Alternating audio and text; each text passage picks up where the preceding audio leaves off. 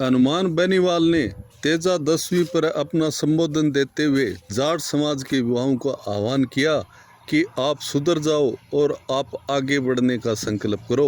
उन्होंने पुरजोर शब्दों में कहा कि आप में आगे बढ़ने की क्षमता नहीं है, क्योंकि आप दारू पीते हो, आप अमल खाते हो, आप गांजा पीते हो, आप सिगरेट पुड़िया खाते हो। इस प्रकार से उन्होंने एक प्रकार का उलाना दिया और हनुमान बेनीवाल ने कहा कि जब तक समाज के अंदर से बुराइयां नहीं निकलेंगी तब तक युवा पीढ़ी आगे नहीं बढ़ सकती।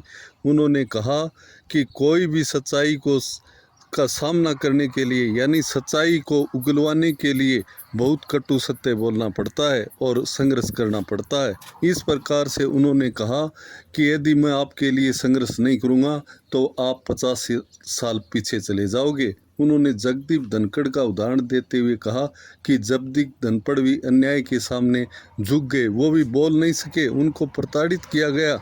उन्होंने एक प्रकार से कुछ भी नहीं बोला, लेकिन सत्यपाल मलिक है वो एक प्रकार से निष्पक्ष व्यक्ति निकले। उन्होंने अंतिम समय तक अन्याय के खिलाफ लड़ाई लड़ी और जब उनका जब शव यात्रा के अंदर उनको तिरंगे के अंदर लपेटा जाना चाहिए था, लेकिन उनके साथ वो भी अन्याय हुआ और उनको तिरंगा भी उपलब्ध नहीं कराया गया।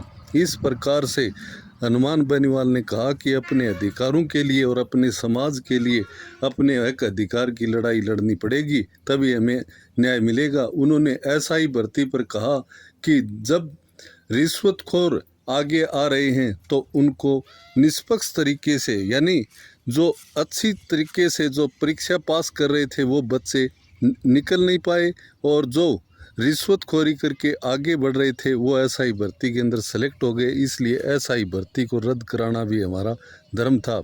इसी प्रकार से उन्होंने कहा कि अन्य भर्तियों में भी जो धांधली हुई है उसको भी उजागर करके रहेंगे और जब तक हमें न्याय नहीं मिलेगा हम सड़कों की लड़ाई लड़ेंगे। इस प्रकार से हनुमान बेनीवाल ने जाट समाज को विशेष रूप से जोर देते हुए कहा कि हमें हक और अधिकार की लड़ाई लड़नी है।